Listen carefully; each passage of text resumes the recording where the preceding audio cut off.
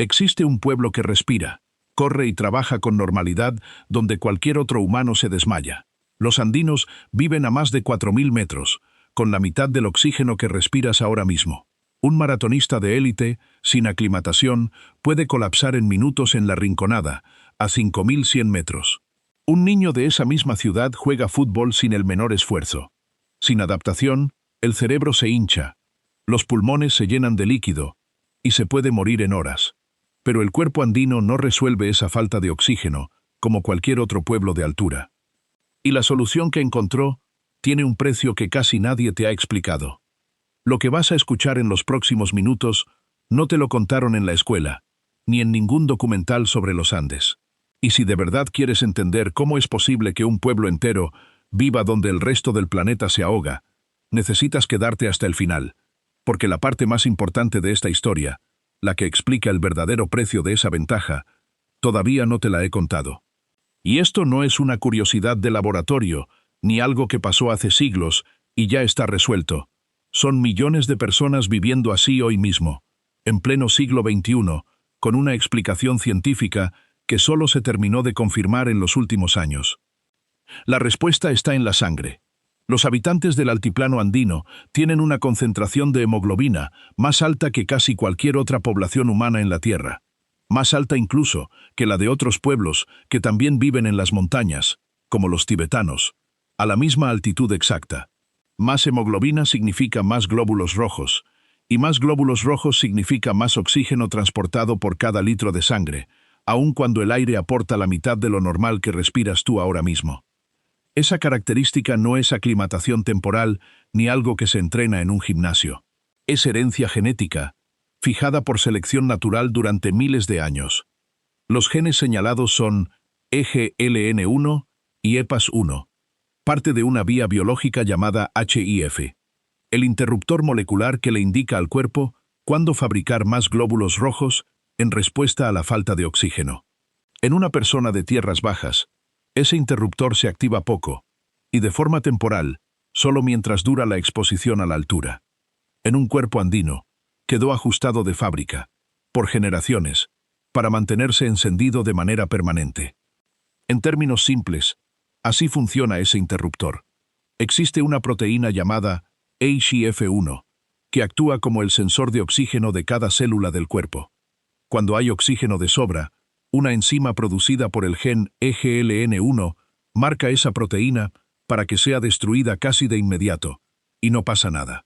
Pero cuando el oxígeno escasea, esa misma enzima deja de funcionar, uno se acumula y dispara la producción de eritropoyetina, la hormona que le ordena a la médula ósea fabricar más glóbulos rojos. En una persona de tierras bajas expuesta brevemente a la altura, este mecanismo se activa como una alarma de emergencia. En un cuerpo andino, las variantes heredadas de EGLN1 y EPAS1 modifican la sensibilidad de todo este sistema, dejándolo permanentemente calibrado para producir más sangre rica en oxígeno, sin necesidad de que suene ninguna alarma.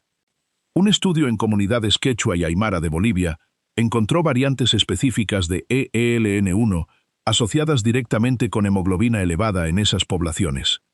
Y la evidencia no es solo genética moderna. En 2016, un equipo liderado por Lars Ferenc-Schmitz, de la Universidad de California en Santa Cruz, analizó ADN antiguo de 150 individuos de sitios arqueológicos peruanos, tanto de altura como de costa, con edades de entre 8,500 y 560 años antes del presente. Al comparar las frecuencias genéticas de EGLN1 y de otro gen relacionado, NOS3, a lo largo de ese periodo, el equipo confirmó que la selección natural empujó activamente estas variantes hacia arriba en las poblaciones de altura durante miles de años, en tiempo real, dejando el rastro genético grabado directamente en los huesos de los propios ancestros andinos. Vale una aclaración antes de seguir. Andino no es una sola etnia ni un solo pueblo. Bajo ese término conviven principalmente los quechua y los aymara, dos pueblos con idiomas, historias y territorios propios dentro del altiplano de Perú y Bolivia, además de otras comunidades de la región. Lo que comparten no es una identidad única, sino miles de años de exposición conjunta a la misma presión evolutiva, la altura extrema. Esto es justo lo que necesitas entender para comprender a los andinos de verdad. Miles de años de presión evolutiva, escritos en un puñado de genes, permiten que un cuerpo andino haga con la sangre lo que ningún cuerpo humano no adaptado puede hacer. Y si tus abuelos o bisabuelos vienen de Puno, Cusco, La Paz, Cochabamba, o cualquier otro pueblo quechua o aymara del altiplano, aunque hayas nacido a nivel del mar, en Lima, en Santa Cruz de la Sierra, o en otro país, esas mismas variantes genéticas pueden seguir presentes en tu propio ADN hoy. No se borran por mudarse de altitud. Viajan contigo, generación tras generación. Suscríbete ahora si de verdad quieres entender el cuerpo humano, y no solo leer titulares. Lo que sigue es la parte que casi nadie explica bien. Para entender por qué la selección natural tuvo tiempo de actuar con tanta fuerza, hay que mirar cuánto tiempo llevan los humanos viviendo en el altiplano. La evidencia arqueológica confirma presencia humana permanente a más de 4.000 metros desde hace al menos 11.500 años, con asentamientos estables consolidados entre hace 12.000 y 10.000 años. Eso significa que, cuando las primeras civilizaciones de Mesopotamia apenas comenzaban a organizarse, ya existían comunidades humanas completas, niños incluidos, naciendo, creciendo y reproduciéndose de forma permanente en una de las atmósferas más hostiles del planeta. Miles de generaciones de presión selectiva son las que terminaron fijando estas variantes genéticas en la población andina actual. Y la sangre no es la única parte del cuerpo que cambió. El fisiólogo peruano Alberto Hurtado documentó desde la primera mitad del siglo XX que los habitantes del altiplano desarrollan un tórax notablemente más ancho, el llamado tórax de barril andino, capaz de alojar pulmones con mayor volumen total y mayor capacidad de intercambio de oxígeno, medida científicamente más de un 30% por encima de la de un habitante de tierras bajas ya aclimatado. Estudios óseos en esqueletos de sitios arqueológicos de altura muestran costillas más largas y menos curvadas, incluso en los andinos antiguos, lo que confirma que este rasgo no es solo desarrollo individual, tiene una base genética heredada, presente generación tras generación desde hace miles de años.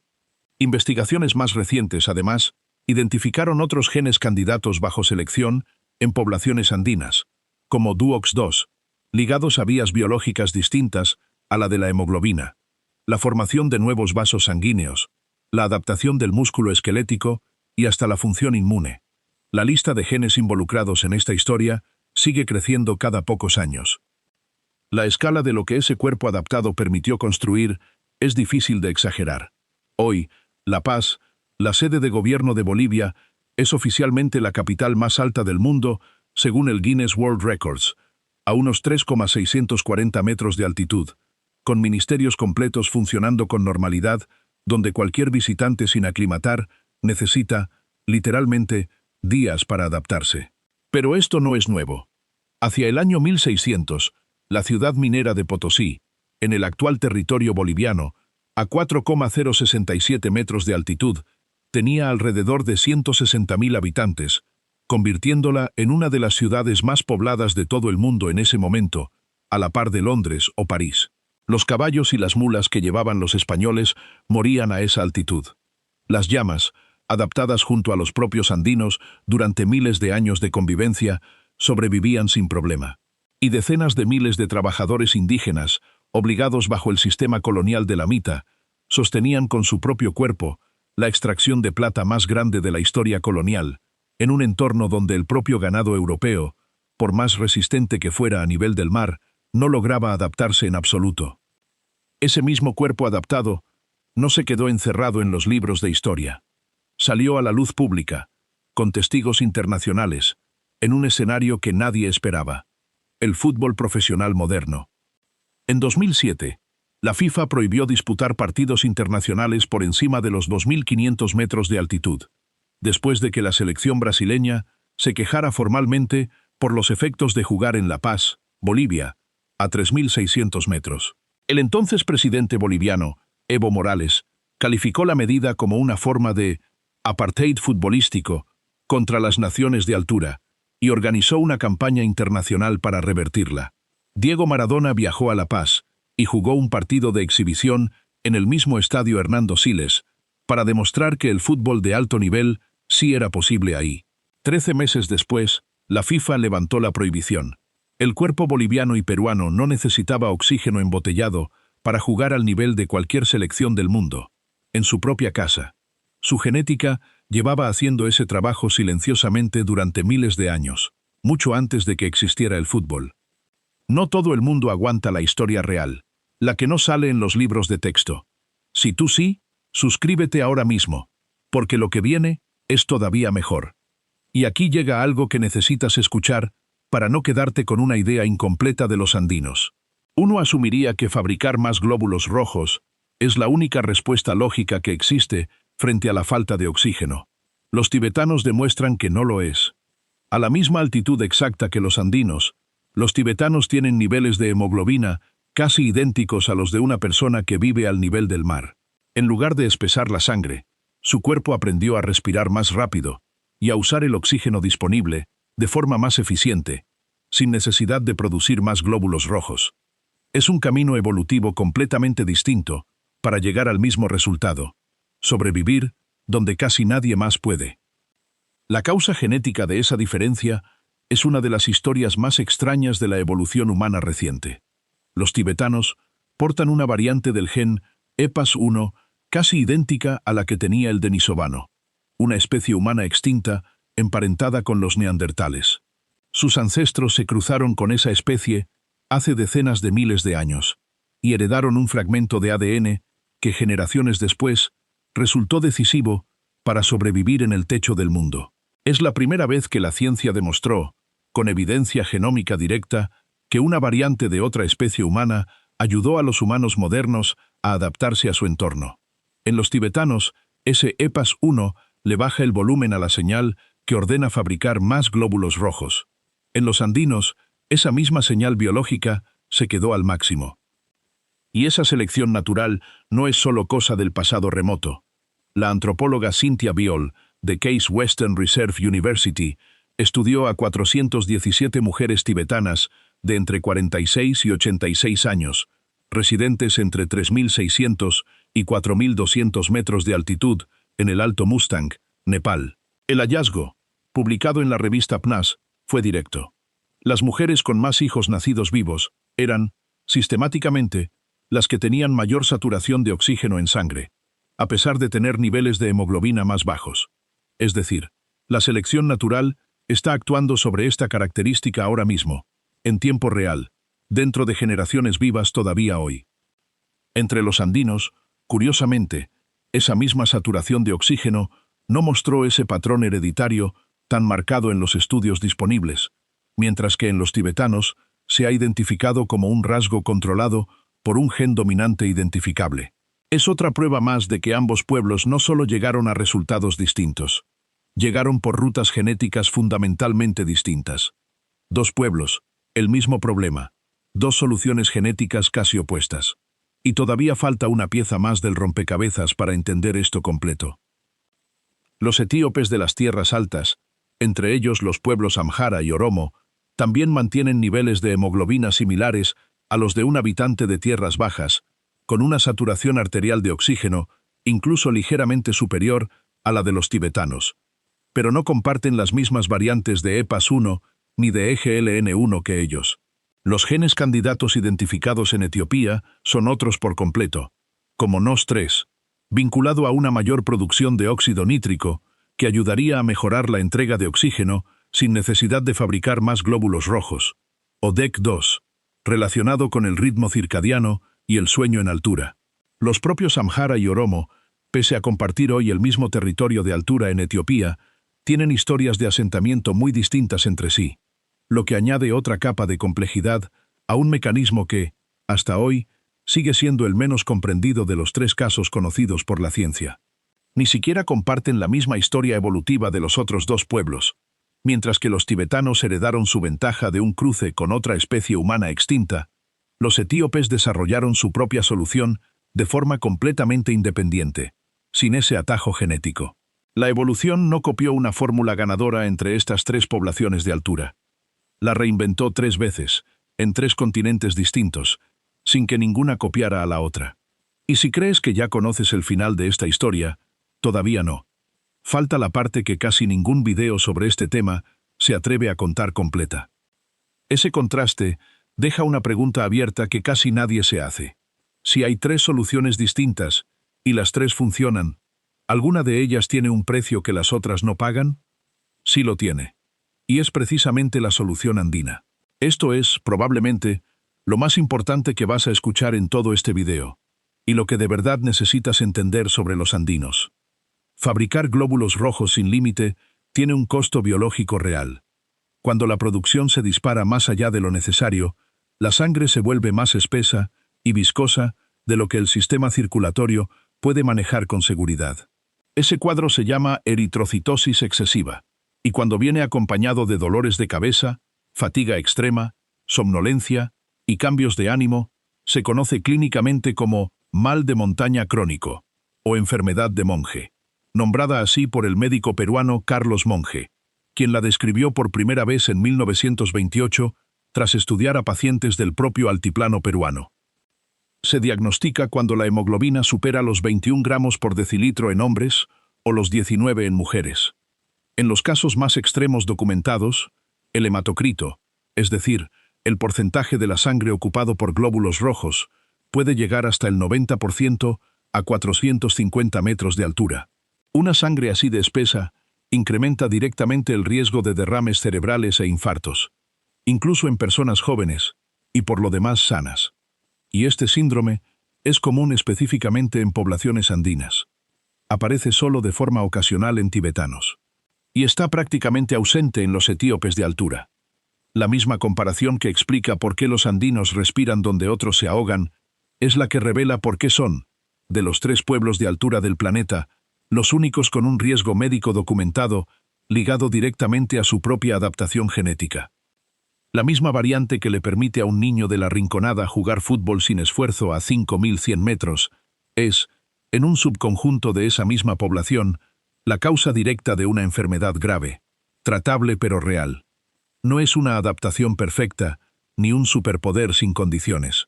Es un compromiso evolutivo, extraordinariamente eficaz para la inmensa mayoría de la población andina durante miles de años, pero con un costo médico que los científicos siguen investigando activamente en la actualidad, en busca de por qué unos individuos lo desarrollan y otros, con la misma genética de base, no. Y la historia todavía no termina. Un estudio publicado en 2017 encontró señales de selección natural en genes como EPAS1 y GPR126 en poblaciones andinas descritas como de etapa temprana, es decir, presión evolutiva que sigue actuando ahora mismo, todavía sin fijarse por completo en la población. Lo que ves hoy en un cuerpo andino no es el final de una adaptación terminada hace miles de años. Es una fotografía de un proceso que sigue en marcha, en este mismo momento, generación tras generación. Así que la próxima vez que alguien hable de superioridad biológica entre pueblos, o de que la altura simplemente se aguanta con voluntad, recuerda lo que realmente muestra la genética andina. No existe una sola forma correcta de adaptarse a un planeta hostil.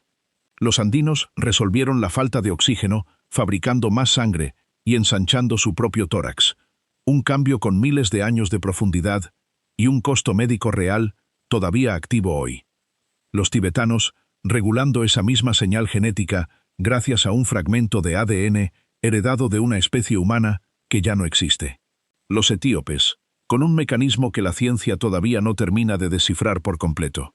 3 pueblos, 3 genomas, 3 respuestas legítimas frente al mismo desafío, cada una con su propio precio evolutivo, y ninguna todavía completamente terminada. Ninguna es superior a la otra.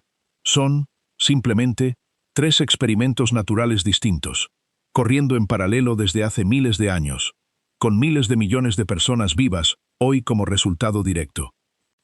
Ese niño de la Rinconada que jugaba fútbol al inicio de este video, a 5.100 metros, sin que nadie a su alrededor lo notara como algo extraordinario, es en realidad la prueba viva de uno de los procesos evolutivos mejor documentados en humanos modernos.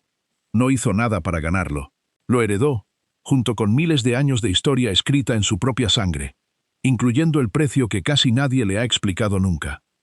Este canal es para quienes aman la genética real detrás de los pueblos de América. El video sobre los rarámuri te va a encantar. así que suscríbete para no perdértelo.